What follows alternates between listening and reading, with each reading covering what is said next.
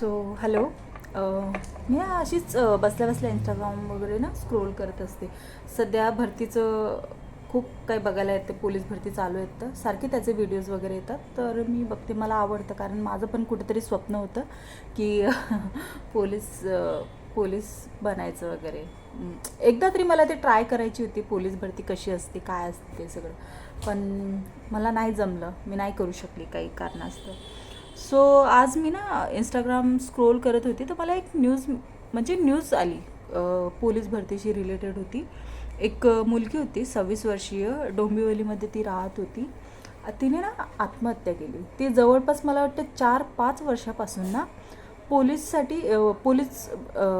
भरतीसाठी ट्राय करते, पोलीस व्हायसाठी म्हणा, भरतीसाठी नाही.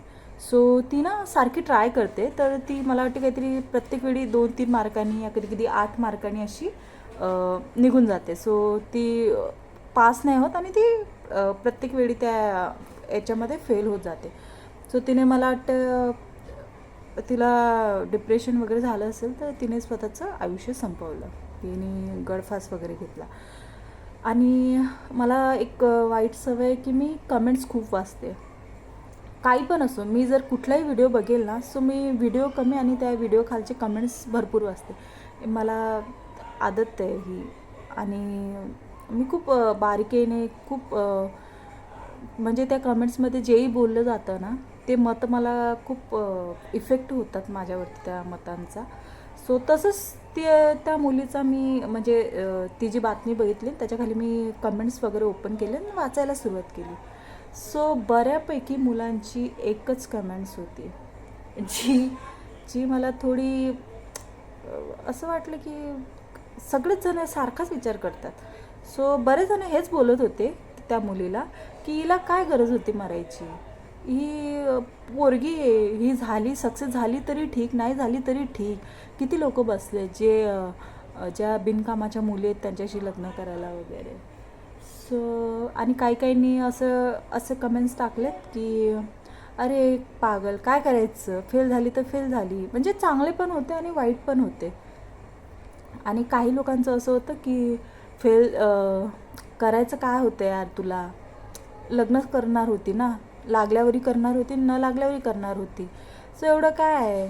आणि त्या मुलीचं असं होतं, तिने तिच्या पत्रामध्ये हे लिहून ठेवलेलं की आई बाप्पा, मी माझं आयुष्य संपवते, कारण मी एक स्वप्न बघितलं होतं, ते माझं पूर्ण नाही झालं. मला समजत नाही माझ्या करिअरमध्ये माझ्यासाठी काय लिहून ठेवलं आहे ते, आणि मी ह्या गोष्टीमुळे खूप नैराश्यात चालली आहे.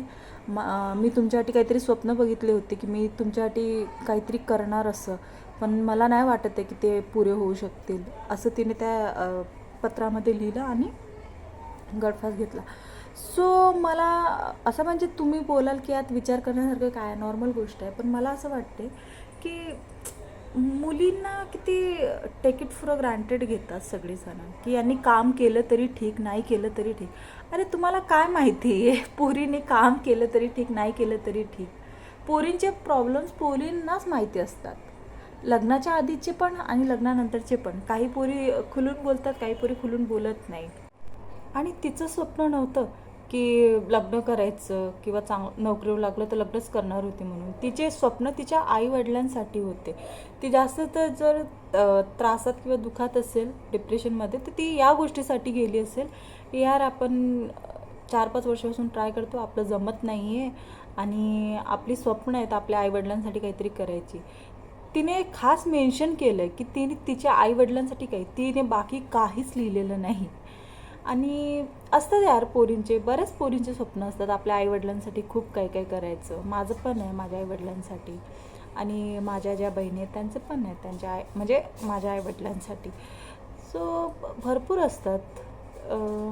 मला माहीत नाही मुलं का असे विचार करतात की पोरींना फक्त त्या शिकल्यात तरी ठीक, फेल झाल्यात तरी ठीक, त्यांनी जॉब नाही केली तरी ठीक, कारण त्या शेवटी लग्न करूनच जाणार आहेत आणि त्यांना घरच सांभाळायचं आहे. असे खासकर अशीच प्रवृत्ती वाटते की हां, त्यांचं मत आहे की बाबा तुम्हाला लग्नच करायचं आहे आणि घरच सांभाळायचं आहे. सो मला असं वाटतं की असे विचार नाही करायचे, असं नाही करायचे. प्रत्येकाचे विचार वेगवेगळे असतात आणि प्रत्येकाचं वेगवेगळं मत पण असतं. आणि काय असतं ना, ती एवढ्या वेळ फेल झाली आहे मुलगी, तिचं तिला माहिती. ते म्हणतात ना, ज्याचं जडतं त्यालाच कळतं, तो तसा भाग होता. सो व्हिडिओ बनवण्याचा एकच असा मुद्दा होता. मला ती गोष्ट थोडी खूप अशी म्हणजे असं नव्हतं करायला पाहिजे बिचारीने. खूप असं म्हणजे थोडं फार असं वाटलं की यार केवढी मोठी गोष्ट ना, स्वतःच्या आईवडिलांसाठी तिला किती वाईट वाटलं, किती एवढा मोठा तिने हे उचलला. सो असं आहे पोरींनो, शिक्षण घ्या चांगले. ज्याही अभ्यास किंवा कॉलेज स्कूलमध्ये असतील, चांगले शिक्षण घ्या, चांगली डिग्री वगैरे मिळवा, चांगले जॉब्स वगैरे मिळवा, जीवनाचं काहीतरी सार्थक करा, रिकाम्या बसू नका, एवढंच म्हणणं आहे. आणि बस.